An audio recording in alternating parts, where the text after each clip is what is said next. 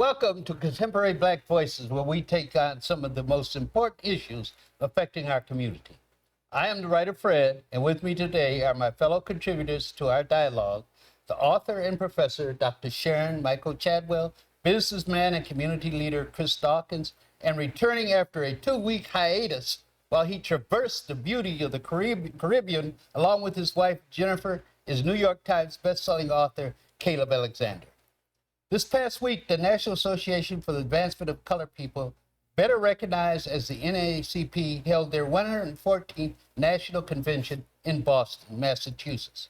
It is the oldest and most prestigious civil rights organization in the country, founded in 1909. Over those years, the association has accomplished some critically important challenges. The most recognized was the Brown v. Board of Education Supreme Court decision in May 1954 that ultimately led to the desegregation of the schools throughout the South. It overturned the long-standing Plessy v. Ferguson 1906 decision that had ruled separate but equal was constitutional. Through their outstanding Washington, D.C. lobbyist, Clarence Mitchell, known as the 101st Senator, they assisted in the passage of the 1964 Civil Rights Act and 1965 Voting Rights Act. However, the question today, 58 years later, just how effective is the association as we confront completely different problems, or are they really different? To discuss this question with us, one of the leading community activists in the city and a lifelong member of the NAACP and a former Vice President, William B. Johnson, will be here with us. Welcome, Mr. Johnson, to Contemporary Black Voices. Thank you. So we'll get right into it. Well, you saw the question we put out there. Has the NAACP lost its relevance, or is it still relevant? And the other thing, has the issues changed so that the focus has to be different than what it was before, let's say, the passage of the Civil Rights Act of 1964? I would say the issues are the same. The issues have not changed.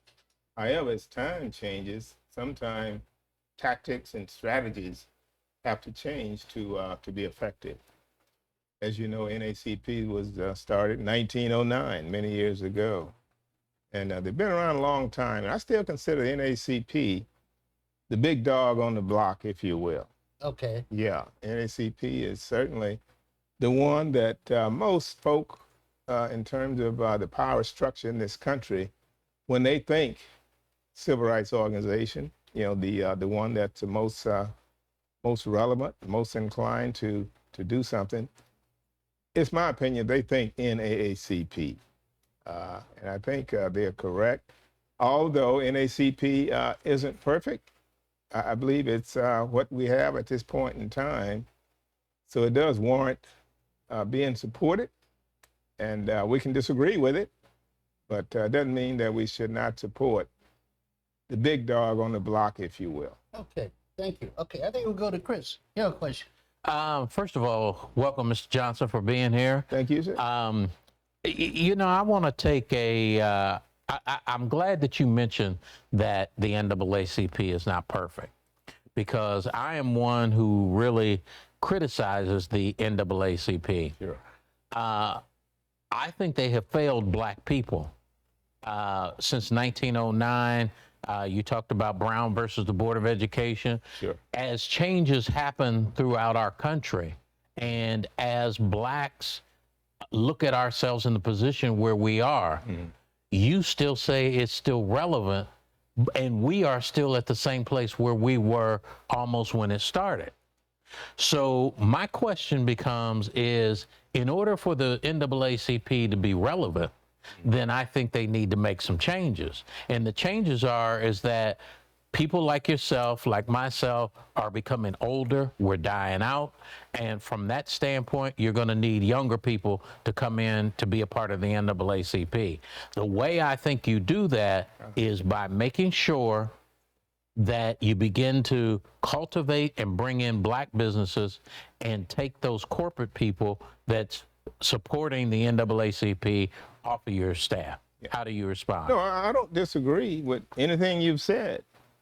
However, given today's atmosphere, things have changed. I see the NAACP right now as being most effective filing suits here, there, and yonder around the country. There's a young black lady who's in charge of the legal department. And I have seen her interviewed numerous times on Joy Reid and other places. And she sounds done good to me and done effective and quite sharp.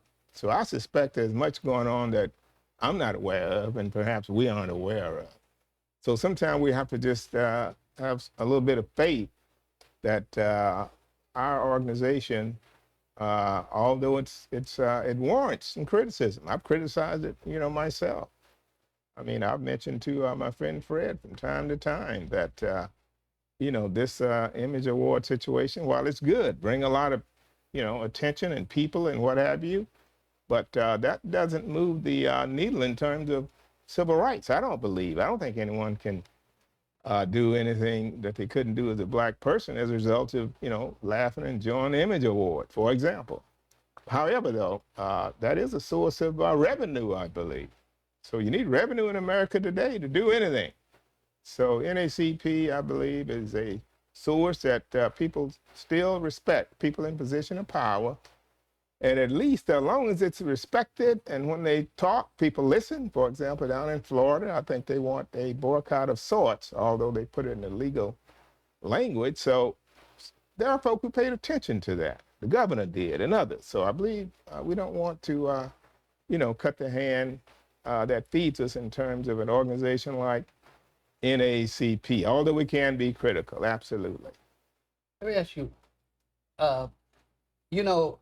Sharpton started Yes, his own organization. absolutely. Was that necessary when we already had? They're doing the same thing in ACP, but a little different because Yeah. one of the things with the NAACP, and they even ran into this problem with Dr. King. Yeah. They didn't believe in social protests in the street. They believed everything should be accomplished through the courts. So is there a difference between NAACP and Sharpton's organization, or is Sharpton usurp the power that should still be within NAACP to make it even stronger? Yeah. My position is we can use both. I don't see any problem with having more than one. Al Sharpton, in my opinion, is doing a good job with his organization. I think he's also a newscaster on one of the MSNBC, I believe, and he has a very, very good show. Yeah. So I see no conflict. I mean, Al will take it to the streets, and we need that's kind of like that black hat person in the white hat, the good guy and the bad guy. Yeah, Okay. yeah, that's a good balance, it seems to me. I mean, we need that. We don't need all NAACP, nor do we need all Al Sharpton. We need a variety. So no, I think Al is doing a good job, and NAACP is doing what they do. And so no, but I do like the fact that when something happens, whether it's black man killed here, there, yonder, Al tends to jump on it, and that's a good thing. And he does what he does, but I just have no problem with one assisting the other in terms of the way that the power structure would view them. That's certainly the way I view them. Okay, I think Dr. Shadwell has a question. Mr. Johnson, it's been a while since I've attended a meeting, but how are meetings being handled today? Are it still face-to-face? Local meetings, obviously. San Antonio branch, no. We haven't had a meeting face-to-face in many, many, many years. Explain what face-to-face means. I mean, Face-to-face meeting is in the Barbara Jordan Center where we used to meet. Oh, you mean people being able to come in? Yeah, Okay. come and deal. No, we haven't done that, and that's an issue for me, big issue, and I suspect it's an issue for other people who understand what the organization is about and how business should be conducted. is it being conducted by Zoom? Yes, absolutely. Okay. Yeah. And The reason why I asked the question was one of the reasons why I had to stop coming is because, they were over here, but I live on the other side of town, and, single parent at the time and everything. And it was just too much, so, And so, you know, it's not the Black community is not just centered in one area. Yeah. I would say to you, my sister, some things are worth a little bit of inconvenience.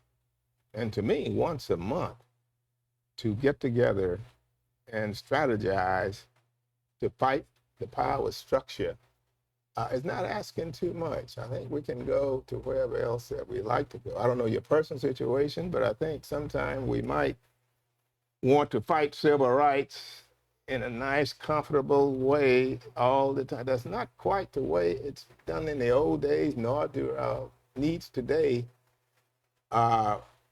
require that either. So that's what I would say. However, I agree. I do believe that we should be meeting in person, because to meet on Zoom, it gives too much power to this local president. You know, he can turn you on and off and ignore you when you're trying to, you know, so it's just not right.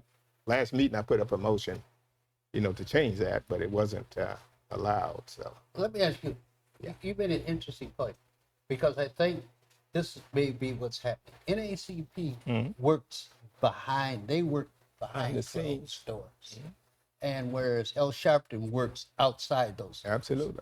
So even here in San Antonio, this is just an observation, not a criticism. Sure.